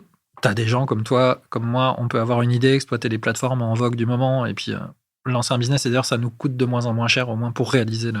Mais tu as aussi des gens sur le terrain qui se disent non, mais en fait, nous, finalement, le concept d'une entreprise, ou en fait, comment on voit en fait, l'impact de cette réunion de personnes sur le territoire, par exemple, l'entreprise sociale et solidaire. Moi, j'ai toujours eu une pensée assez large par rapport à ça, et dans Imagine Summit, on s'est dit il faut qu'on fasse un truc, ces gens ne se connaissent pas, ne se parlent pas. On pensait moi, en arrivant, je pensais que c'était des univers. C'était mon projet, c'était de se dire on va tous aller se voir, on va boire des coups, on va se comprendre, et on va lancer des nouvelles formes de business, un peu à la croisée, tu vois, de ce que tu dis. En fait, en vrai, c'est des univers étanches socialement, étanches financièrement, étanches de manière aussi... philosophique, presque. Ouais, mais même les mots sont pas les mêmes. D'ailleurs, il y a un truc qui est fatigant dans notre univers à nous, là, on va dire de start-up, c'est le jargon qu'on utilise, et on en est... Moi-même, j'en suis victime, j'essaye de pas le faire, mais des fois, j'assiste à des discussions. On te pardonne, mon fils. Mais là, j'ai été sur le podcast là de Silicon Carnet oui. Où le fond est hyper intéressant, mais si tu veux, c'est tous les trois mots, et même moi qui le comprends, je me dis, donc il y a, si tu veux, ces silos, on appelle ça les couloirs de nage de l'innovation, dans lequel tu as le monde académique, je sais pas moi, les startups du web, ceux qui se disent un sous-silo, qui se disent moi je suis une startup à impact, startup industrielle, l'université collectivité, et puis je peux continuer comme ça, l'ESS, et ces gens communiquent très peu, en fait, au final. S'influencent très peu. Et donc, Imagine Summit, on a essayé de se dire, tiens, on va les rassembler déjà. Ouais. Et en fait, si on arrivait à tous se mettre, partage tous une passion pour le changement, l'innovation. Mhm. Et si sur la même scène, je pouvais avoir, comme on a réussi chaque année, en fait, les belles histoires de startups qui se développent et qui peuvent être très tech. Et à côté, tu as en boîte le plat, tu vois, par exemple, l'année dernière, cette notion de dire, en fait, mon contenant, je vais le consigner. Ou des gens comme les coursiers rennais ou comme un établi. Donc, mais je disais, c'est le début parce que, en fait, en vrai, tu vois, on a fait se rencontrer les gens, on crée de plus en plus de ponts, mais il n'est pas encore arrivé le nouveau modèle de création de valeur. Et il est à questionner d'ailleurs parce qu'on ne le connaît pas. Moi, je pense qu'on est sur un territoire, si tu veux, qui va pouvoir donner lieu à des choses complètement différentes. Et ce qu'on va appeler une entreprise ou une start-up ou une SS demain, ça peut prendre plein de formes. Ça devrait pas être la même forme que ce qu'il y a aujourd'hui. Ouais. Ou en tout cas, ça devrait pas être des initiatives complètement séparées. Mais pour moi, on est au début de ça. Et ça commence par se dire, ce qu'on appelle le SS, ce qu'on appelle la RSE, ce qu'on appelle l'innovation, c'est des facettes différentes du même problème. C'est comment on transforme l'économie bretonne, comment on travaille ensemble et comment on crée de la valeur demain. Pour l'instant, on est encore dans un truc où chacun le voit de son histoire, tu vois, moi, d'innovation, de sa philosophie, le SS, de sa théorie, la RSE. Il n'y a aucune raison. Sauf que quand on prend notamment le prisme du financement, qui est le nerf de la guerre, on voit que ce qui intéresse ceux qui financent, c'est quand même plutôt le prisme de la tech. Il ne faut pas opposer les modèles, mais force est de constater que si on prend deux objets différents et qui proposent la même mission, dont un objet avec une dimension purement tech, on financera la dimension purement tech.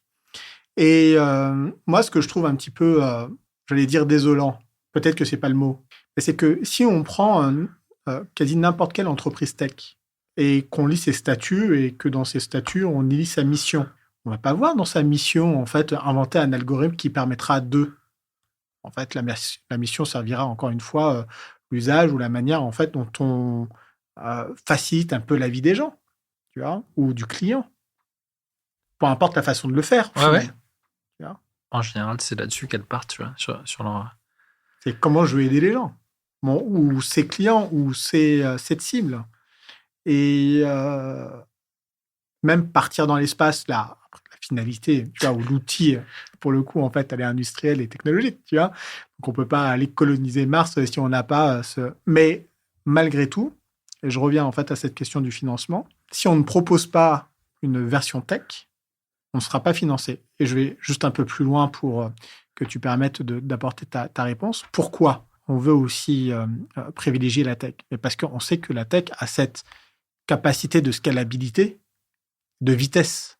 On pourra aller plus loin, plus vite, plus fort grâce aux technologies, parce qu'on permettra d'accéder à de nouveaux marchés, parce qu'on pourra accéder à plus de gens, parce que, tu vois. Donc là, ma question, c'est dans quelle mesure, au final, dans cette économie et dans les enjeux globaux, environnementaux, sociaux auxquels on est en prise aujourd'hui, il n'y a pas cette forme d'éloge de la lenteur et low-tech qu'il faudrait peut-être adopter? Pour te répondre, il faut juste comprendre comment c'est structuré tout cet écosystème de financement de la tech. Et il encourage ce pourquoi il a été créé. Et en fait, les fonds d'investissement, leur logique, donc ils prennent de l'argent, donc ils collectent de l'argent d'un certain nombre de gens qui ont de l'argent à placer, qu'on appelle des LP. Ils investissent dans des entreprises et ils promettent un retour. C'est le seul modèle. Alors, après, ils le font en encourageant ou en surfant sur des vagues technologiques parce que c'est là que les retours se font. Et les retours, c'est quoi? C'est quand il y a une entreprise qui entre en bourse, on appelle ça une IPO, donc ils peuvent reprendre de l'argent, ou des grosses acquisitions. Donc là, par exemple, il y a une entreprise qui s'appelle Wiz, qui est une start-up israélienne de cybersécurité dans le cloud, qui a été rachetée par Google il y a quelques mois, ça a fait beaucoup de bruit, 32 milliards. Et donc le modèle des fonds, c'est de se dire finalement, moi je vais mettre dans X entreprises, des centaines d'entreprises, et sur 1000 ou une sur quelques centaines, je vais faire un retour extraordinaire. Et là, en l'occurrence, les fonds qui ont mis dans Wiz, ils ont pris des milliards, certains, tu vois, pour des investissements qui étaient des dizaines de millions. Et c'est ça le modèle, en fait. Absolument. Et donc, Il n'y a pas de retour comme ça dans le SS aujourd'hui, tu vois, par exemple. Donc, Non. le modèle, il s'auto-perpétue. C'est-à-dire qu'il y a ce cycle financier où tu as ces fonds qui financent une partie de la tech, bah, finalement, il va attirer des projets qui vont eux-mêmes chercher à se positionner comme des projets qui peuvent lever. Donc, et pour lever, il faut répondre à certaines caractéristiques de passage à l'échelle, de taille de marché adressable. Ouais. Donc, mais ça, c'est quelque chose qui existe aujourd'hui. Et la question, c'est qu'est-ce que ça va venir demain et comment tu finances les autres formes d'économie qui sont aussi nécessaires. Je reviens à Imagine Summit sur, donc pas l'édition précédente, mais celle d'avant, on avait accueilli Maud Sarda, là, qui fait la belle Emmaüs, qui est la plateforme e-commerce, en fait, qui est une entreprise, tu vois. Ils ont une qualité de service, une performance client, des revenus, mais ça ne se finance pas parce que son statut fait qu'elle ne pourra pas rendre de l'argent aux actionnaires. Donc, la question, c'est comment tu crées aussi un autre circuit de financement, voire d'autres formes d'entreprise ou de création de valeur que celles qui sont aujourd'hui finançables par du capital risque. Ouais. Il y a des bouts de réponse, on l'évoque souvent ici. D'ailleurs, on en a parlé il n'y a pas très longtemps autour du financement de l'innovation sociale. Mais tu vois, dans le Grand Ouest, moi, il y a une boîte qui est quand même aussi assez subventionnée ou qui a levé quand même pas mal de fonds, c'est Underdog, qui est un outil industriel qui peut plus ou moins scaler, mais il n'en reste pas moins, en fait, que pour réparer une machine, il faut une personne, et si on veut réparer plus de machines, il faut plus de sites industriels, et que, au final, la dimension technologique, il y a une dimension d'impact social, mais il y a une dimension technologique, en fait, qui est moins importante, tout de même. C'est des modèles qu'on retrouve de plus en plus dans les financements en fait de fonds d'investissement et de fonds de capital risque ou développement s'orientant davantage vers l'impact. Okay. Est-ce que ce sont des modèles qui malgré tout sont viables, économiquement, ça j'y crois, mais dont le retour sur investissement pour ces investisseurs atteindront leur but? Moi, je suis pas spécialiste des fonds à impact. Dans ma tête, ça reste des fonds d'investissement qui promettent un rendement à leurs actionnaires et qui se mettent des contraintes sur la manière, sur le type d'entreprise. Donc après, est-ce que le rendement tu vois, est supérieur Là, tu pourrais interviewer quelqu'un comme Arnaud Giraudon, par exemple, qui est un spécialiste là, de ça et qu'on avait fait intervenir. Alors, tu disais un truc qui était très intéressant, c'était de dire qu'au final, on peut toujours avoir des fonds de financement, des capitaux risqueurs, etc. Mais qu'effectivement, le ROI, en fonction en fait, du modèle financier, sera moins important. Donc, si on se met des contraintes de dire je veux une start-up ou je veux financer une boîte tech, mais qui en plus est à impact, probablement en fait que le retour sur investissement sera moins important. Et on fait des choix, on arbitre. Mais il y a des discussions tu vois, il y a une discussion qui traîne sur LinkedIn alors je sais plus quel est le nom du fonds, si c'est Wind ou d'autres, sur l'investissement dans Yuka, tu vois. Yuka, c'est une boîte dans sa mission, ils ont déclaré que finalement eux, ils avaient une œuvre d'utilité, ils se développent, ils veulent servir de plus en plus de gens, mais c'est pas une machine à cash, tu vois. Ça reste une boîte qui est pas énorme en termes de revenus, j'ai pas en tête leur, mais tu vois, c'est pas une boîte qui... C'est que dalle en plus leur revenu. Ouais, c'est pas une boîte qui va cracher des centaines de millions d'euros de CA ou de marge. Et du coup, tu vois, tu as une discussion sur LinkedIn, je pourrais te la repousser entre les investisseurs et d'autres qui disent non mais attends, c'est quoi votre modèle? Parce qu'en fait, le principe du fonds, c'est quand même faire le retour aux actionnaires. C'est investi que dans des boîtes comme ça. Donc si tu veux, il y a un moment donné, il faut aussi distinguer les entreprises qui font le marketing du fonds, tu vois, ou qui vont être là. Ça fait beaucoup d'images et puis c'est des super boîtes. Mais à la fin, voilà, ça reste un outil financier qui doit faire un rendement. Donc, de deux choses l'une, soit Underdog ou les autres, en fait, ils annoncent une performance économique, une croissance, des opportunités aussi d'exit. Donc, comment tu rends liquide? Parce que le fonds, il rentre, mais il faut qu'il puisse sortir. En général, sur des... l'argent, il faut le rembourser à un moment donné. Alors après, tu as des fonds, là, pour le coup, ils sont pas tous, tu vois, dans leur volonté de sortir vite, le court terme, long terme. En général, c'est 5 ans, mais en fait, t'en as qui vont rester beaucoup plus longtemps. Mais à la fin de la fin, il faudra quand même qu'il y ait une perf économique. Je prends Underdog, je ne connais pas l'intérieur du projet, mais je suis sûr que derrière, tu as un sujet de data, tu as un sujet de modèle économique de location, qui lui-même sera basé sur la data. Tu dois avoir un sujet de technologie qui sous-tend l'écosystème derrière, tu vois.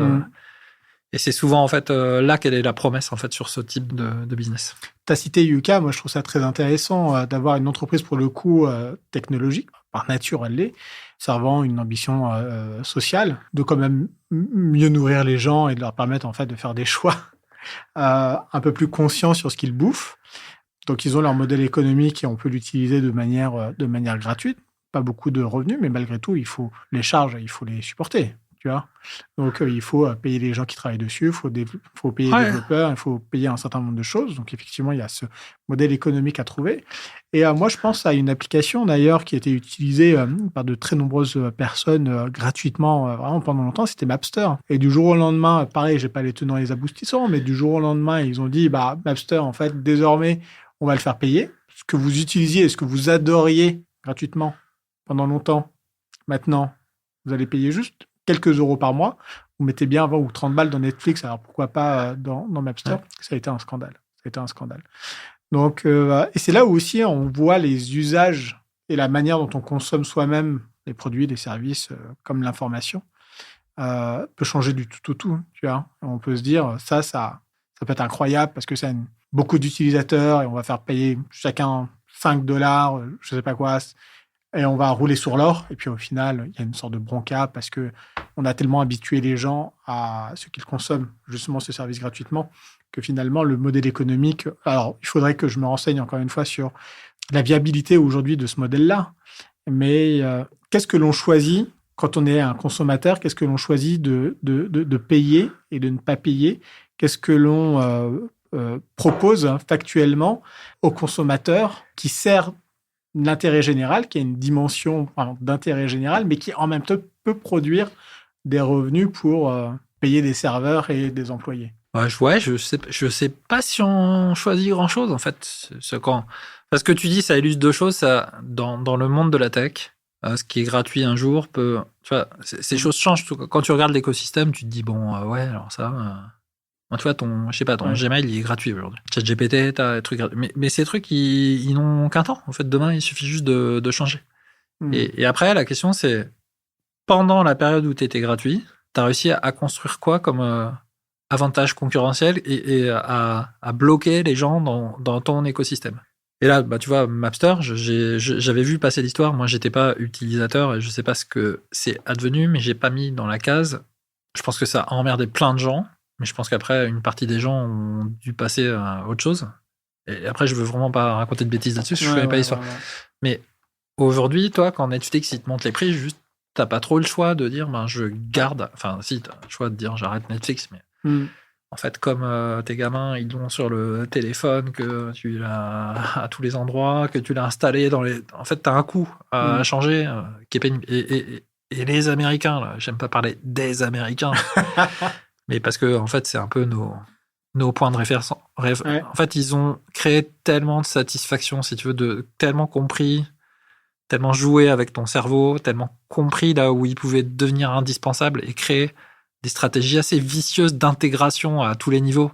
Tu vois, par exemple, on parle beaucoup en ce moment, il y a toute une mode sur l'autonomie numérique stratégique ou la souveraineté, de te dire, vu le contexte actuel, ce serait peut-être pas con qu'on commence à mettre notre email ailleurs que chez Google ou chez Microsoft.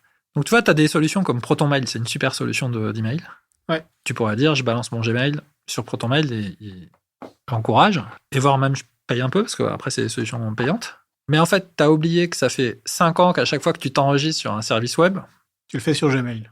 Il dit, voulez-vous vous connecter en vous en chier à faire un mot de passe que vous allez oublier, qu'il faudra mettre dans le dashlane, machin. Ou en un clic, tu te connectes avec ton Google. Et finalement, déjà, tu es loqué parce que, en fait, ton Google, c'est ton identité sur peut-être 50 autres services web. Donc déjà, tu vas devoir le garder. Donc déjà, tu auras les deux, en fait. Tu vois. Donc, et ça, tu peux le multiplier par des milliers de petites intégrations qui vont aller de ta bagnole à ta musique, à ton truc, et tu vas perdre tes playlists. Et en fait, t'es loqué de fou. Alors, c'est génial que tu parles de ça parce qu'on est quand même un petit peu au cœur du problème. Moi, je l'ai vu passer depuis maintenant quelques jours et quelques semaines, toutes ces publications sur LinkedIn autour de personnes qui parlent genre du rapatriement d'un certain nombre de solutions tech sous bannière au moins européenne pour virer justement les GAFAM. Gmail, c'est un excellent exemple parce que moi, effectivement, je suis sur Gmail. Telle facilité à cliquer, t'enregistrer, t'identifier. Pourtant, en fait, on sait que c'est le point de départ à leur maîtrise de la data sur ce que tu fais, sur ce que tu bouffes, sur ce que tu utilises et compagnie. Mais tu as raison. En fait, le truc, c'est que foncièrement, la contrepartie de cette data, d'ailleurs, que tu payes le service Gmail ou pas, moi, j'utilise Il s'avère que je la paye parce que j'ai Workspace avec la boîte, etc., avec Précis. Mais ça t'offre un sacré service, tu vois. Il y a ces considérations de souveraineté européenne, nationale, etc. Protomail, c'est vrai que... Et puis, il y en a d'autres. Il y a Infomaniac aussi, par exemple, qu'on pourrait citer. Il y a... Je regardais, il y a un site internet qui liste justement toutes les alternatives aux GAFAM. Ici, tu vois, tu as une messagerie là, qui s'appelle Tribal. Tribal, arrête, qu'on a invité ici avec Samuel Leport, absolument. Hein. Qui continue à se développer, mais nous, on est paresseux, si tu veux. C'est compliqué, si tu veux. Paresseux, puis ils t'ont loqué. Donc, quand tu regardes, on fait des expériences des fois avec des copains. Juste, je veux arriver au stade où j'ai mis 5 personnes dans telle autre messagerie. 5 de mes potes, tu vois, donc tu peux leur parler. Et en fait, tu as une friction de malade. Bah, aujourd'hui, Tribal, c'est moi j'adore le concept, mais comment tu fais pour bouger tout le monde sur Tribal, tiens. Ils vont trouver la stratégie. Il faut chercher. En fait, il y a un moment, je me suis aperçu que nous, ces stratégies-là, tu as du mal à les faire tout seul en tant qu'éditeur, mais j'ai l'impression que parfois, collectivement, on a oublié que c'était possible d'avoir des stratégies aussi vicieuses que les autres pour faire des sign-up comme ça, en fait, sur des apps. J'ai pas forcément d'exemple qui me vient, mais c'est être assez roublard, en fait, tu vois, c'est de se dire, bah, par exemple, toi, tu utilises Workspace, mais peut-être que tu utilises 10%, tu vois, de Workspace. Et si tu regardes, en fait, qu'est-ce qu'utilisent les entreprises aujourd'hui, et que tu décomposes ça, et que tu dis, bon, on va grignoter en partant du stockage, et puis, en fait, une fois qu'on aura le stockage, on va rajouter un bout et peut-être en créer un avantage aussi, à un moment donné. En fait, ceux qui ont gagné, ils ont toujours trouvé à la fin quelque chose qui te crée un avantage suffisamment fort pour que tu bypasses les contraintes. Ouais. Et donc, c'est aussi... Donc, tu as une notion d'être roublard, mais tu as aussi une notion d'être excellent sur ce que tu vas créer pour que le jeu en vaille la chandelle, que tu dis, bah, les 10 minutes que tu vas passer à désinstaller, réinstaller, à envoyer des invites à tous tes potes, il faut aussi que ça vaille le coup. Tu dois plus juste faire ce que font les autres, mais tu dois faire, à un moment donné, quelque chose d'autre et qui soit potentiellement... 10 minutes multipliées par 50 ou 100 logiciels, quoi, tu vois. Voilà, c'est ça. Mais après, tu vois, ces écosystèmes-là ne sont pas fabriqués en un jour. Ouais. Tu prends l'écosystème d'Apple, qui sont peut-être les plus reconnus pour avoir loqué les gens. Moi, je me rappelle comment je suis rentré dedans. Je n'étais pas Apple quand... Tu vois, je devais avoir 25 ans, j'avais rien d'Apple chez moi. Un jour, j'avais un lecteur MP3, je crois, tu vois, ça a démarré comme ça, où le logiciel de mon lecteur MP3, qui était un Philips ou je sais pas quoi, marchait pas bien, et j'ai mis iTunes. Et 3 ans après, j'étais full Apple sur mes ordi, la télé, le truc, parce que tout marchait ensemble. Et tu rentres par le logiciel, et dit, bah, ton MP3 tombe en panne. Bah, attends, iPod. Ah, mais après, je dois le diffuser sur la chaîne. Ah, ouais, machin, un truc, Airport Express, et tac, tac, tac. Et ça, tu vois, c'est des stratégies sur lesquelles ils sont capables de rester pendant... Enfin, tu vois, on est de l'ordre de 10 ans. Alors, tu vois, moi, j'ai mis des strats en place pour ça, quand même, pour essayer de limiter un peu le truc. Le hardware, tu vois, par exemple, c'est Apple. Mais le software, c'est plutôt Google. Ouais, déjà, tu découples un peu. Déjà, je découpe un peu. Et je mets pas tout dans la même sauce. Par exemple, pour le stockage, j'ai du Google. Mais je passe par du Synology, tu vois. Bon, c'est vite fait, hein, parce que tout ça, c'est pas forcément des solutions encore, on va dire, souveraines. Mais, donc là, c'est une question que je te pose. On va s'orienter tout doucement vers la fin de cet entretien. Et vraiment, moi, je te remercie de prendre ce temps-là et d'être avec moi à Nouveau Récit. Mais il y a un certain nombre de services publics que tu vas utiliser en te connectant avec ton identifiant des impôts, par exemple. Et maintenant, tu as aussi en fait, des identifiants numériques. France Connect. France Connect. Dans quelle mesure, dans un État aussi jacobin et centralisateur que le nôtre, normatif comme l'Europe, il y a un moment où on dit, bon, bah écoutez, s'inscrire sur une plateforme relève danger de sécurité et d'identité, eh bien, on va imposer, par exemple, France Connect sur toutes les plateformes, par exemple. Donc ça, c'est le premier point. Et évidemment, l'État, l'Europe, les collectivités ne peuvent pas faire tout seul, donc ça peut aussi souvent reposer sur les startups. Je pense notamment à Tribal, avec des considérations, on va dire, un peu plus vertueuses. Dans quelles conditions, en fait, ces startups peuvent jouer un rôle? Et est-ce que ça ne donne pas justement, en fait, toute cette notion, ou est-ce que ça ne légitime pas toutes ces considérations de souveraineté numérique? Bah, là où je te rejoins, alors moi déjà, j'ai pas de réponse là-dessus, parce que c'est peut-être le sujet là, le plus compliqué du moment. Là, je trouve que c'est... Mais par contre, j'ai quand même le sentiment, ce de quoi on souffre, c'est que c'est de l'informatique, tout ça, en fait. Et les stratégies que tu devrais avoir pour te défendre, enfin, on parle de colonie numérique, et en fait, moi, si tu veux, c'est toujours compliqué pour moi de critiquer ces... Bah, d'abord, j'ai une position aujourd'hui qui fait que je doit rester quand même un petit peu neutre. Un peu neutre. Enfin, tu vois, c'est des acteurs économiques qui fournissent des solutions. Personne nous a obligés à Les utiliser. les utiliser, puis elles sont performantes, puis elles procurent, tu vois, il y a des bénéfices. Maintenant, moi, je suis admiratif, je te dis, des stratégies qu'il y a derrière. Mais en fait, ces stratégies, c'était plutôt des stratégies privées, tu vois, de gens qui ont monté ça à l'intérieur des boîtes. Là où je trouve qu'on est un peu, où il faudrait qu'on se muscle plus, c'est qu'il y a des stratégies qui peuvent être très roublardes et efficaces, qui consistent pas à dire on va faire mieux que Workspace ou on va faire mieux que OpenAI. Enfin, on peut aussi essayer de faire mieux, mais je pense qu'on devrait surtout essayer de changer le jeu et faire différemment. Mais si je reviens à ces stratégies technologiques, si tu dis aujourd'hui, ben nous, on utilise, tu vois, on pourrait être une dictature numérique, tu vois. On pourrait dire on autorise en fait tous les gens à utiliser des LLM à l'intérieur de leurs applications, mais c'est comme ça en Europe, on oblige que ça passe par une couche technologique intermédiaire. Ne vous inquiétez pas, elle a été cryptée. Enfin, en tout cas, elle anonymise des données et donc évidemment, on va pas lire tout ce que. Mais tu vois, en Chine, ils auraient traité le truc comme ça, tu vois. Et en fait, en faisant ça, par exemple, là, je te donne un exemple caricatural, et je serais même pas d'accord pour qu'on fasse ça, mais ça, un exemple d'obligation qu'on pourrait créer qui fait que t'as pas refait un concurrent aux offres qui existent, t'as créé un cadre technologique qui fait que la manière dont c'est déployé, tu vas en tirer un avantage. Et ne serait-ce que parce que, par exemple, tu peux kill switch, tu peux dire tiens, je débranche les trucs, ou je les redirige sur d'autres implémentations demain. Donc, si tu veux des stratégies comme ça, c'est juste un exemple pour être très caricatural, mais c'est des stratégies roublardes informatiques. Et t'as quelqu'un qui raconte ça très bien, c'est Tariq Krim. La place qu'occupe l'informatique, si tu veux, dans les stratégies de l'État, la connaissance de l'informatique, les informaticiens, les stratégies technologiques comme ça, mais en fait, elle mériterait d'être complètement repensée, revalorisée, réécrite. Si tu veux, le logiciel intellectuel doit être réécrit. De l'Europe, ouais. Après, moi, ce qui me rend optimiste en ce moment, c'est que le jeu est tellement en train de se tendre géopolitiquement que t'es quasiment à un moment où t'aurais envie de passer le temps et tu aurais même la légitimité à lancer des approches un peu plus. C'est pas ce qui est en train de se passer, tu crois?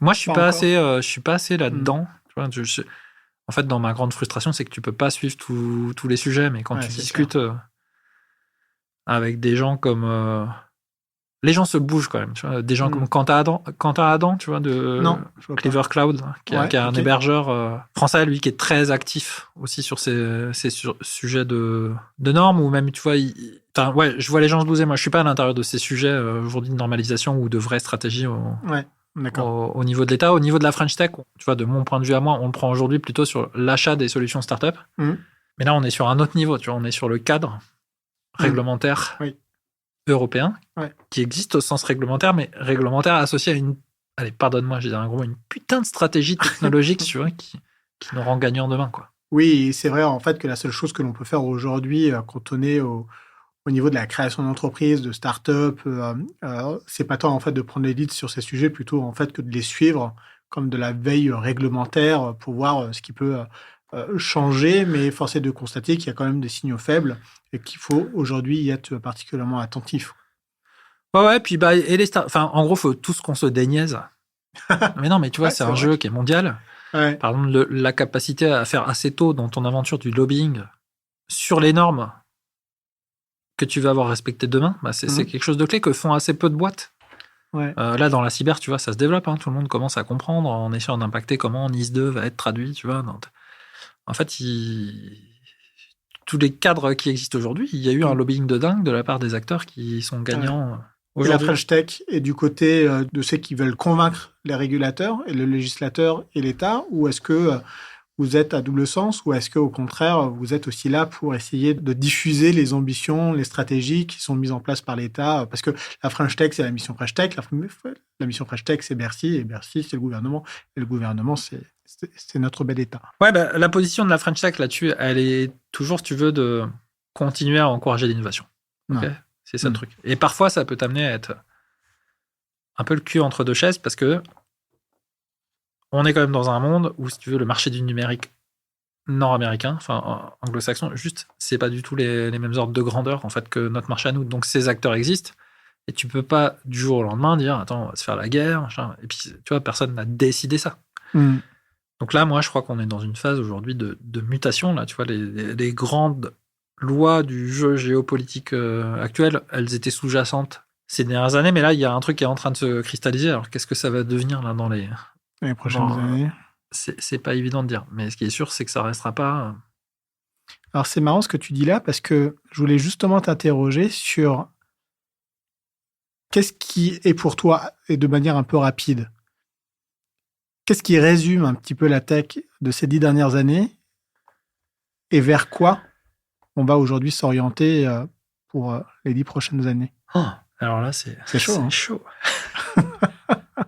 le facteur qui change le plus pour moi, c'est peut-être pas 10, mais tu vois, si on revient au tout début, début de l'informatique et maintenant, c'est l'accélération, si tu veux. C'est la vitesse exponentielle, en fait, du changement. Et en fait, nous, en tant qu'être humain, on a du mal à intégrer l'exponentielle. C'est-à-dire que la vitesse à laquelle les choses évoluent maintenant, là, moi, tu discutes avec tous les gens dans l'IA aujourd'hui, un des principaux problèmes de tout le monde, c'est juste suivre ce qui se passe, tu vois, d'une semaine à l'autre. Et ça va trop vite. Ça va trop vite et ça commence à être décorrélé de l'idée de progrès. Tu vois, en fait. Tout à l'heure, quand tu parlais des débuts de Twitter, enfin, juste, tu vois, Twitter, quand c'était arrivé, c'était n'importe qui sur la planète peut s'exprimer avec un message de 144 caractères. Là où avant, pour publier quelque chose, il fallait monter, tu vois, 5 ans avant ou 6 ans avant, ton serveur Internet, prendre la connexion de la bande passante, ça coûtait du pognon. Ah, c'est vrai. Il y a quand même eu un moment, avant que ça devienne le truc de la data, Cambridge Analytica, c'était juste une révélation pour les gens que n'importe qui sur la planète peut s'exprimer sur Internet. C'était génial. Et là, aujourd'hui, on a le même type, si tu veux, ou en tout cas, c'est des promesses sur l'IA de bénéfices pour nous, mais c'est des bénéfices très individuels. Tu vois, c'est ta productivité, c'est le temps que tu vas gagner. Complètement. Ou pour l'entreprise. Et quel est le progrès pour la société, tu vois, dans son ensemble? C'est une question. Et est-ce qu'on corrèle la technologie avec le progrès là, donc tu vois, accélération, puis ce lien entre progrès et technologie, là, c'est les deux. Est-ce que tu penses qu'à l'avènement du web dans les années 90-2000, on a su voir à quel point ça avait bénéficié à la société et au monde, ou pas, que c'est allé tout simplement en fait de mal en pis, et qu'aujourd'hui, avec l'IA, on pourrait se retrouver dans la même situation, de se dire c'est formidable, et qu'à la fin, effectivement, ça ne serve pas vraiment les intérêts du plus grand nombre, mais juste de quelques-uns. En fait, moi, ce qui me marque, c'est que moi, j'ai toujours été appétant à la technologie, si tu veux, je me suis construit comme ça. Donc, de base, je regarde les trucs en me disant, mais qu'est-ce qu'on va pouvoir faire avec ça, tu vois. Et plutôt avec un a priori, en me disant, ça va pour... Là, l'IA, en ce moment, quand je regarde ce que ça peut faire, tu vois, j'ai plein d'idées, je trouve ça génial. Mais ce que nous ont appris quand même les 20 dernières années sur comment se déploie une technologie au service de quoi, c'est que tu pouvais pas être naïf tout le temps. Moi, j'avais pas prévu, si tu veux, qu'il y aurait des enjeux démocratiques. Enfin, tu vois, que les trucs que je trouvais géniaux quand Twitter est sorti ou Facebook, etc., allaient influencer les élections en Hongrie ou je sais pas où, aux US, tu vois. Et donc, forcément, quand tu vois ce que ça a pu devenir, tu te dis, ouais, je peux pas être que naïf, tu vois, quand je regarde les déclarations des uns et des autres. Et puis là, on a atteint une sorte... de moment de pic où les gens, je pense, certains ont perdu pied avec la réalité, le fait qu'on ait un corps, qu'on ait une société, qu'on ait une planète. Tu vois. Et donc, moi, je suis frustré parce que j'adore tellement ces trucs. Et en même temps, tu as une preuve récente et concrète que ça peut mettre grave le bordel et que les gens qui pourraient le faire ont peut-être envie de le faire. Tu vois. Ouais, ils ont carrément envie de le faire. Ouais. Et moi, je me dis, ça doit encourager une autre génération de gens à se dire, on aime aussi la tech, il n'y a pas que la tech dans la vie. En ce moment, comme tout le monde se tend, c'est le moment aussi de se fédérer. C'est le moment d'inventer aussi d'autres formes de collaboration. Je pense qu'il y a des stratégies très malignes à avoir, mais bon, moi, si tu veux, je ne suis pas non plus l'opérateur ou le stratège de tout ça, mais je ne peux pas m'empêcher de penser que c'est aussi un moment d'opportunité de dire, on peut peut-être fabriquer un monde où on laisse un peu moins de place aux stratégies qui ont permis justement à ceux qui ont toute la place aujourd'hui d'exister. Est-ce que c'est pas aujourd'hui en train de se passer avec cette conscientisation des enjeux écolos, sociaux, ou avec ces entreprises à impact, avec... D'ailleurs, dans 2 jours, on a Change Now, qui est cette nouvelle plateforme, une des plus grandes plateformes des solutions à impact, plutôt d'ailleurs orientée vers la tech. Donc, et on a reçu Santiago Lefebvre aussi à Nouveau Récit. Tu vois, on essaie de connecter un peu à tous les points.